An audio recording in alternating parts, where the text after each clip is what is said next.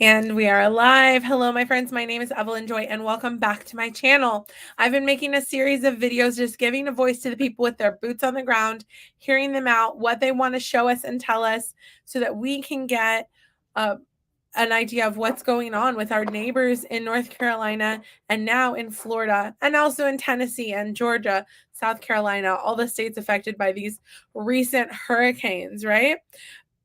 Hurricane Helene is now post hurricane day 12, and Hurricane Milton now 1 day post hurricane. All right, so I don't want to do all the talking. Let's get started. I've got a lot lined up to show you guys, but okay, the first thing I want to show you guys is Florida. When they flood, they have alligators in the water, so we're gonna look at some alligators in Florida. All right, there's a couple of these. Oh, wait. 1 second. Sorry. That was not the alligator one. I'll come to that one soon. We're going to do the alligator one. There we go. So this is an added danger with Florida. I mean, it seems funny, except for it's scary. There's alligators in the water. You can't just go walking around your car to check out what's up. Let's go. I guess that was really deep right there. All right. Oh shit! That was a big ass alligator just bit our tire. Right. So he's just checking the damage. The water's only like half his tire, and suddenly there's an alligator. What? So here's another one. This one's a little bit funny because there's a reaction from a guy from England, and he's like, "What?" All right, but let's check this one out. This one's in these people's garage, and it's an alligator, not a crocodile, but it's ginormous. Oh, holy shit.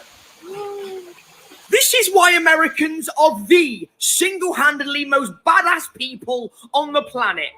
Them Americans there have been through a hurricane, right? Ripped through their houses. And guess what? He finds a man-eating machine crocodile in his garage and just goes, oh, what are you doing here? Like it's normal. Like it's an everyday thing. The European mind cannot simply comprehend that. It is literally incomprehensible.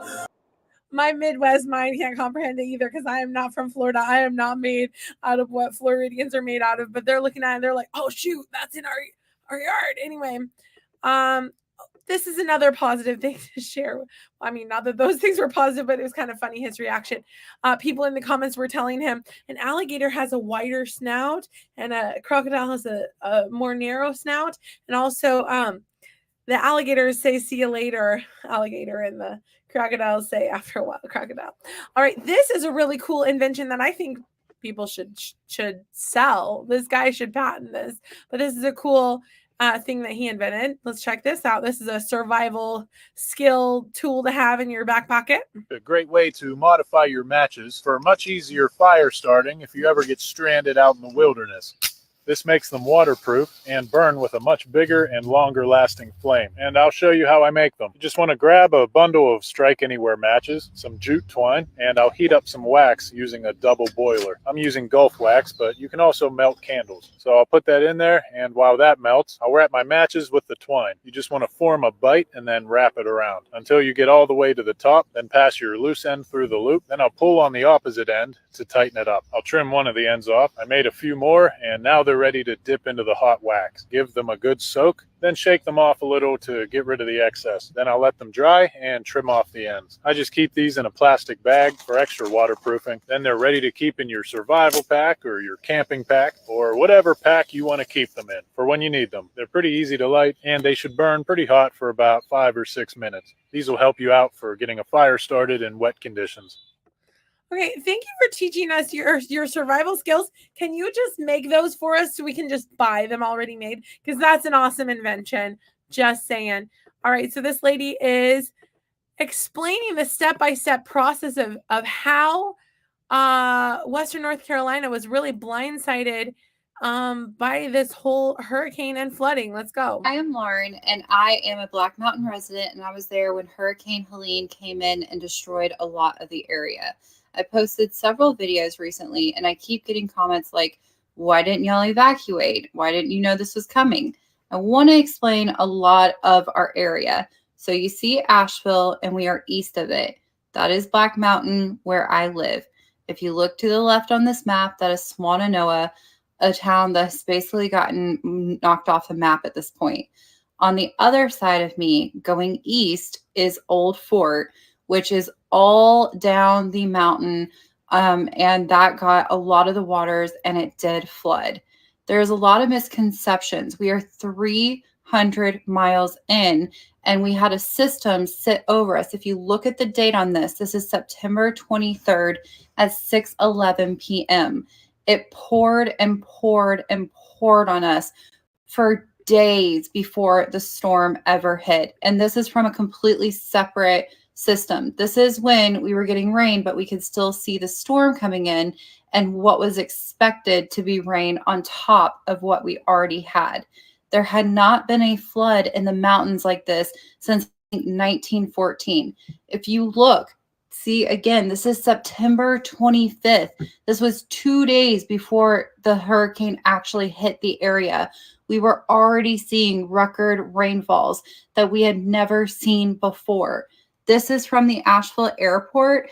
And again, this is September 26th, saying that it is the wettest September ever on record since they started keeping record of the rain. This, again, September 25th, 2 days before Hurricane Helene hit our area. This is Tunnel Road, one of the main roads in downtown Asheville. Again, still, we're only on September 25th. This is in the evening, a picture of Biltmore Village flooding, again, before we got Hurricane Helene. And you may be asking, why did we not evacuate then when we already were having power outages 1 day before the storm even hit? By then, we couldn't get out. There were already landslides on the interstates. We were stuck. Even people who had the means to get out were stuck. This is the day before the storm hit, and this is a video from one of my best friends. Her name is Tiff, and this is the French Broad River before Hurricane Helene hit. It was already close to breaching. Now, this is from our local meteorologist talking about the rivers and how they were cresting all across the region. This is them predicting that this could bring more rain. Again, we are right east of Asheville, around where the E is, and in our area was going to be the worst.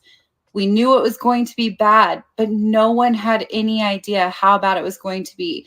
And again, they are predicting it's going to hit us the hardest.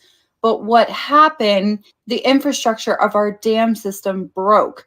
So all of our dams in the area breached, or you had landslides that started from the top of the mountain with the saturated soil. The trees just fell over with a wind, and it would start at the top of the mountain and slide down. This is where you can see that the force of this was from tidal waves that came from the dams breaking. We had inland tsunamis. That is what people don't get, is it wasn't just hurricane damage and tornadoes and winds. The ground was removed. So much so that when it ripped through cemeteries, coffins were floating down the rivers. I'm not making this up. There are actual videos and pictures. These are my own pictures that I'm showing here. This is part of where one of the dams broke, by the North Fork Reservoir. That's why when the Swannanoa River and Lake Lure flooded, it was so devastating, is that it was true tidal waves. And I have been there, and I have stood in these cities. It looks apocalyptic.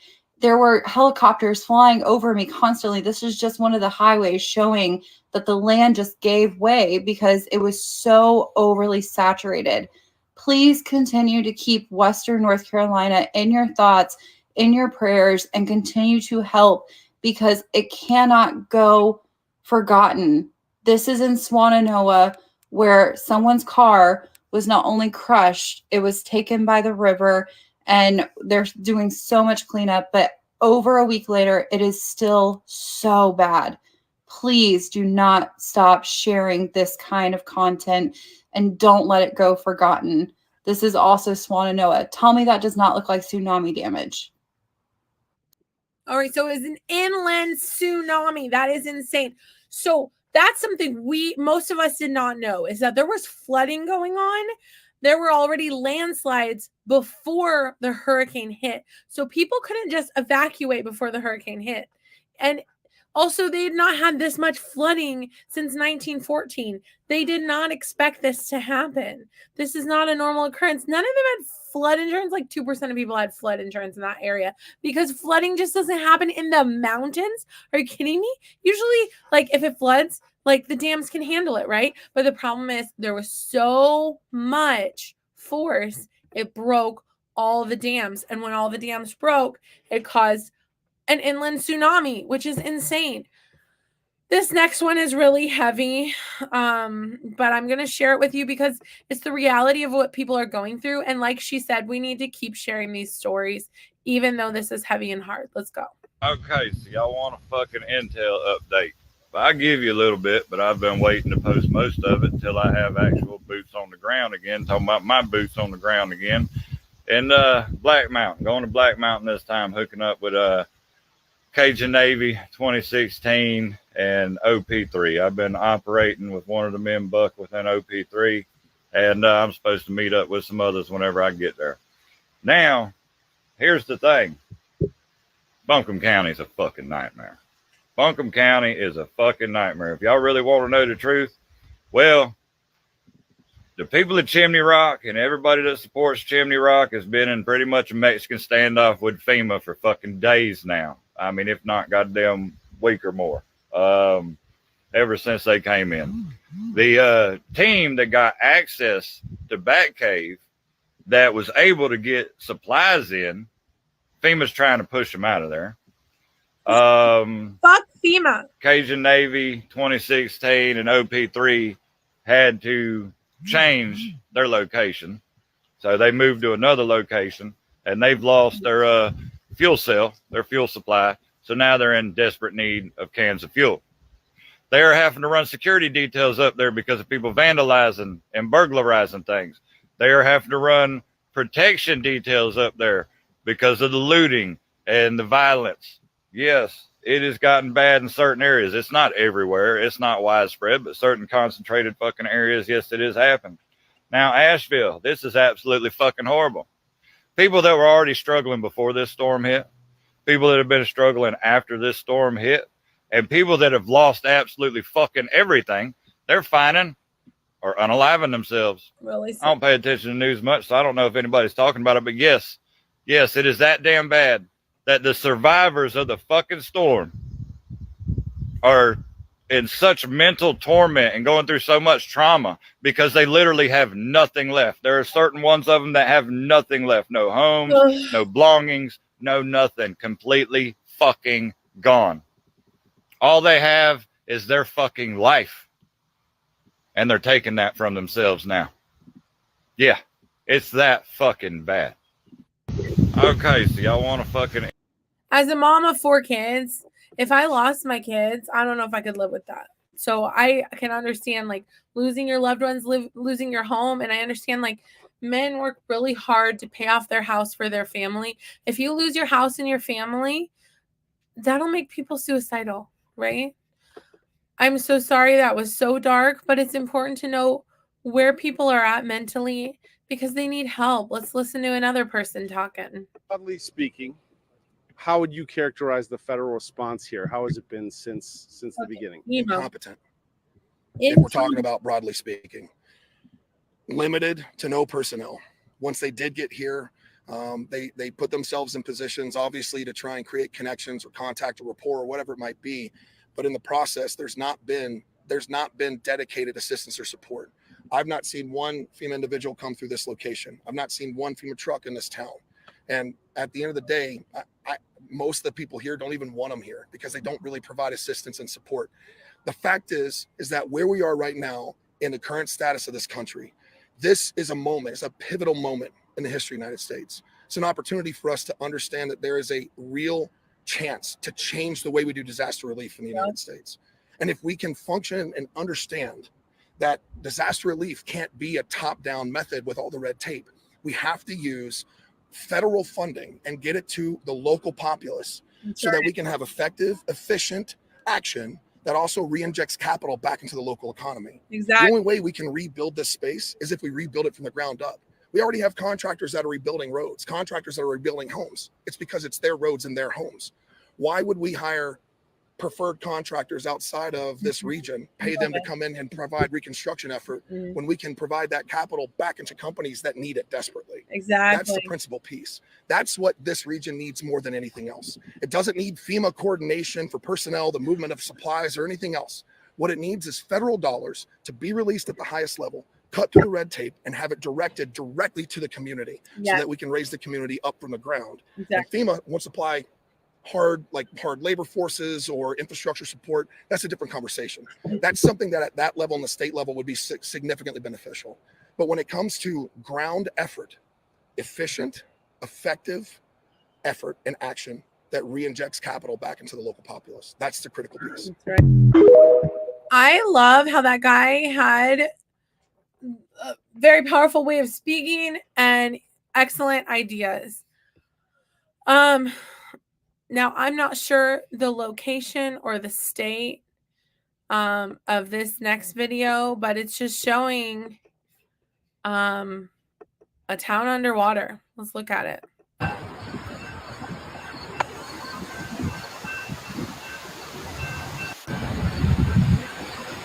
So it says, our hearts are with our community. All of us are okay here. Thank you so much to everyone who reached out to us and checked in. Unfortunately, one of our practice spaces was completely destroyed during the devastation, causing us to lose thousands of dollars in equipment, guitars, amps, drums. These things can of course be replaced. And the truly important thing is that all of us are safe and sound. This is a music store that's posting this. This is a terrible time, but there are shining rays of light coming through at many different spots.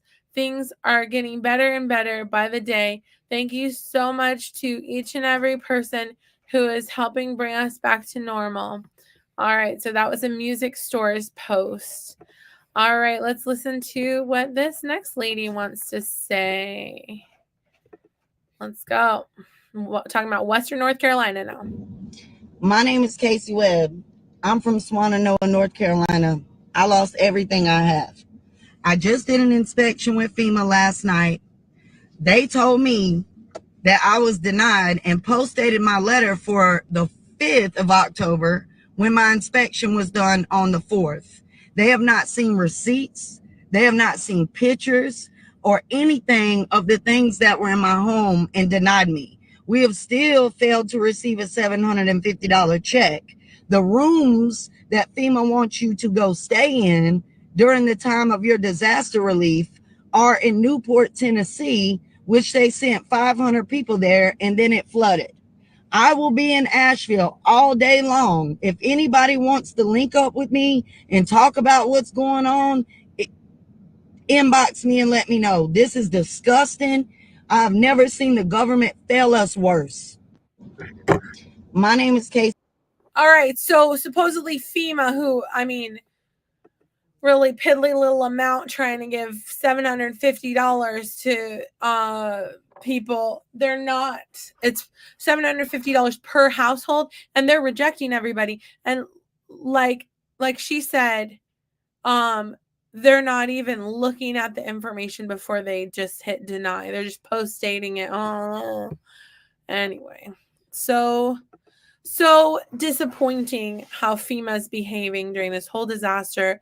Come to find out they've behaved this way in a lot of disasters, and actually Red Cross too. So do not give to Red Cross. Do not give to FEMA, which our tax dollars pay FEMA. So there's that. Okay. Here's some positive and uplifting news. People are still getting rescued. 100 people were rescued from a barn today, 12 days post hurricane. So this is so exciting and positive and uplifting and good. So let's listen to this. Pilot is shut down right now, so I can try to get him as much information as possible. But those folks that are trapped up there, Help is on the way. We need them to take any kind of mirror or piece of glass or anything you can. If you see helicopters, I want you to shine it directly into the sun and aim it at them and signal for an SOS. If you can. Our ground team will, if they can. Our ground team will be there before 4 p.m. today with emergency supplies such as food and water, and they will have the ability to hike it in. Hey, I need him to cut off. All right, Dustin. Give me the pilot. Hold on, stand by. I've got more information. I've got a pilot that I'm going to try. We got it.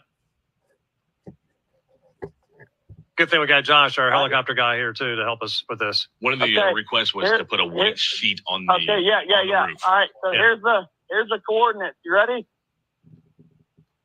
Go ahead. 35.63631 degrees north, break 82.47030 degrees west. Best approach is from the south-southeast based off topographical map and terrain challenges. They have a barn in the field. The field directly, that's going to be kind of like northwest of the barn, is the only place that you can land a helicopter in the area. Wow. Okay, and again, the only way.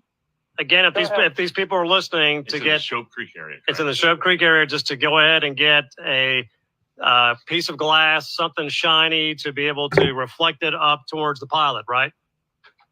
Correct. Yeah, piece of mirror, preferably.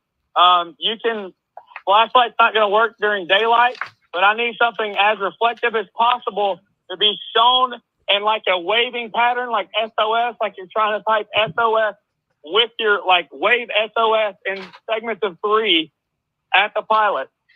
Okay. All right. So I hope that everybody that is up there is listening to us and can get these. All right. So if by any chance anybody is up on a mountain and they want to signal a helicopter, they said put a white sheet on your roof or get a large mirror or piece of glass to shine SOS, to shine the light to get the attention of the helicopter. So those are ways to get attention.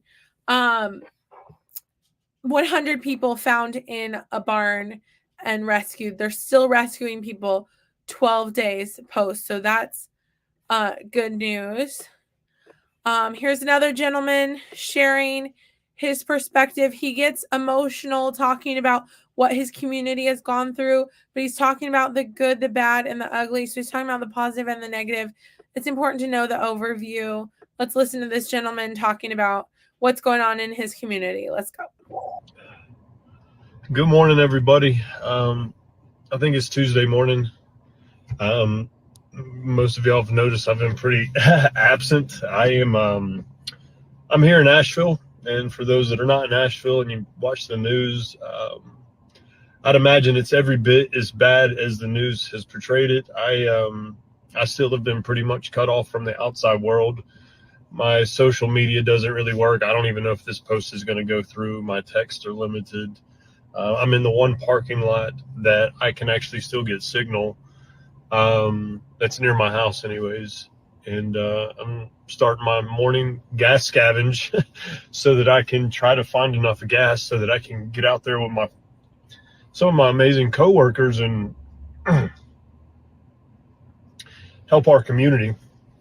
Myself and 2 of my very close friends and work colleagues, Allison and Maria, we tried to go to Chimney Rock yesterday, and we were stopped by the law enforcement on the way in, and we were told that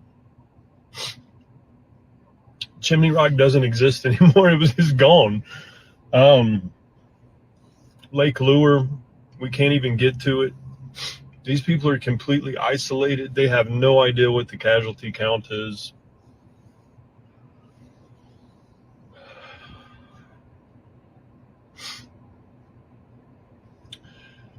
I've been living on a couple bottles of water and some peanut butter crackers for 5 days. And I feel so fucking fortunate that I even have that. My family's okay. I still haven't been in contact with all my friends. I hope they're okay. I have friends and people from my Epic family, my work family, drove in last night from Louisiana and Mississippi. People that know firsthand what this kind of devastation looks like and does to people. They had a front row seat for Katrina. So they're coming in, and today they're bringing a bunch of supplies, and we're taking them to Swananoa, the First Baptist Church of Swananoa.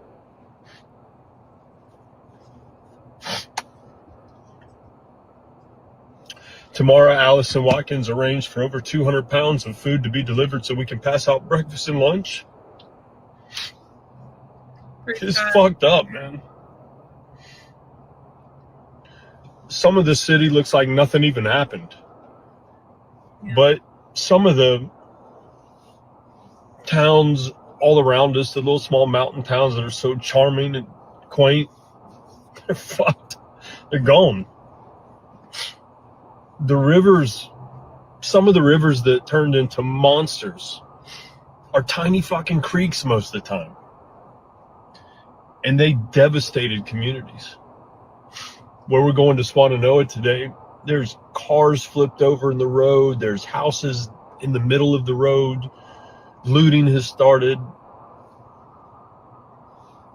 I saw somebody yesterday lost their entire house. They came home and their house was gone. It was just gone. It wasn't there anymore. And they came to the church, and this man gave them a house.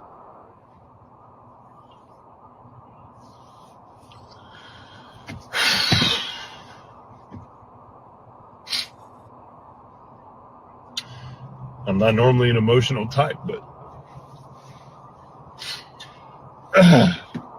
my city and surrounding areas will be changed forever because of this. I'm okay. I don't have internet. I don't have power. Got a little bit of food, a little bit of water. I'll be all right. My family will be all right. Everybody keeps asking me what you can do to help me. I don't need no help, man. I'm going to drop a link in this under this video where if you feel that you can spare a couple bucks, 100% of this money is going right back into our community. There's people that their lives will never be the same. That may sound dramatic, but if you could see what I see out here on the ground, it's horrible. It's horrible. On the plus side, I've never seen such kindness and warmth and compassion. I mean, like I said, I know I'm isolated, so I know this is happening all around me, but the very fact that I've got people coming in from Louisiana, Mississippi, I think maybe even Texas, to come help us bring food, put themselves in harm's way. It's unbelievable. It's also bringing out the worst in people. Some people doing what they need to do to survive, and that sucks, but I kind of understand it. But then just the fucking schmucks that are out here robbing people and looting, breaking into stores, destroying businesses that weren't already destroyed. I'd like to catch you on a corner is what I'd like to do. But anyways, sorry for being emotional. Don't apologize. It's a mess. It's a real mess around here. And so anyways, I try to be a tough guy, right? So I'm sorry I got emotional. But if you can do anything, want to spare some change, some dollars, I appreciate you. Owners of my company, Josh Miller, Chris Miller, Janice Elson, y'all are rock stars. I haven't talked to y'all. I've been cut off from y'all. But I hear y'all made a pretty sizable donation. I love you guys for that. Thank you. And we are out here every day putting that money to use.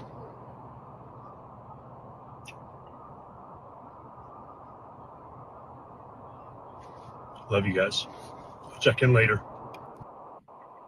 All right. So feel free to rewind and pause and write down that link to donate. Here's a little comic relief for you. I think we need it after all the heavy stuff. Here's a gentleman that poured himself some cereal. He's about to leave his state to go to North Carolina and help out. And here's his cereal experience of the morning. This made me crack up laughing. Be glad your morning didn't start off like mine. Could be worse, but it ain't good. So it's currently 4:20 in the morning. I've got to catch a flight out of here in about 2 hours, and just wanted to eat some breakfast. So I said, hey, I'm going to grab some Reese pieces. Reese cup, I don't know, some kind of cereal, right? And Crystal has started putting all the cereal in these. Come with me and let me show you. See, I was going to eat those. When I went to go eat them, I realized that they tasted like shit because it's the damn dog food. Now, why in the hell would she put the dog food with the cereal, knowing good and damn well that right there looks eerily similar to that right there? I've got some choice words for her, but let sleeping dogs lie. I'll be in North Carolina by the time she wakes up. We'll cross that bridge another day. Oh, and I'm playing in a celebrity kickball game tonight in North Carolina in the Charlotte area. If you're around, it's going to be a good day. You know, aside from eating dog food to start the day off, a barrel of monkeys, right? Oh, thank you for making us laugh on a rough day. This is the last thing. We've been talking about cloud seeding a little bit, how the government knows how to make a storm cloud stronger.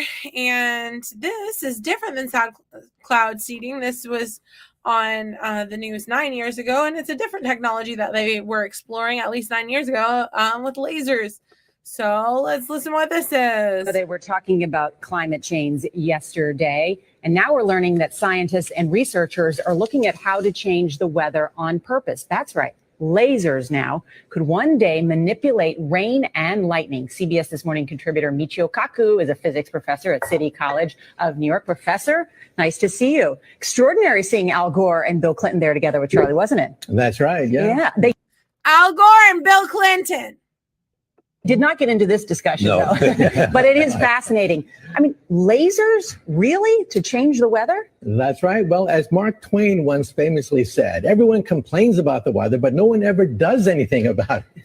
Well, instead of doing a rain dance, we physicists are firing trillion-watt lasers into the sky to actually precipitate rain clouds and actually bring down lightning bolts. This is potentially a game changer. But this is experimental. It's experimental. However, in the laboratory so far, it works. When you have water vapor and you have dust particles or ice crystals, you can precipitate rain. It condenses around the seeds. These seeds can also be created by laser beams. By firing trillion-watt lasers, you rip apart the electrons, creating what are called ions, and these ions act like seeds, like dust particles, bringing down rain and even lightning. Go ahead. Well, this fascinates me in part because, too, I remember reading the stories that China had used this during the Olympics, that the USSR had used this after Chernobyl to create rain clouds. I mean, did those, they were talking about climate change. Yeah. Okay, so there's cloud seeding, and apparently there's also lasers that they put in the clouds. So I'm not saying I'm a conspiracy theorist. I'm saying these are the facts. That in the future, maybe weather warfare will be how we attack other countries. I mean, in Vietnam in 1940, whatever, 1940 something, they already did it, and 30 people drowned because of it with cloud seeding when they were just beginning to experiment with it. And it was hush hush for a long time, but now it's just a well-known fact. Anyway, cloud seeding, and then apparently this laser thing as well. It's a fact that they do those studies in the Gulf of Mexico. Google it. Google cloud seeding and educate yourself. I did it for myself. that's all the videos I have for you today. I hope you have a wonderful day. Thanks so much for watching. Bye.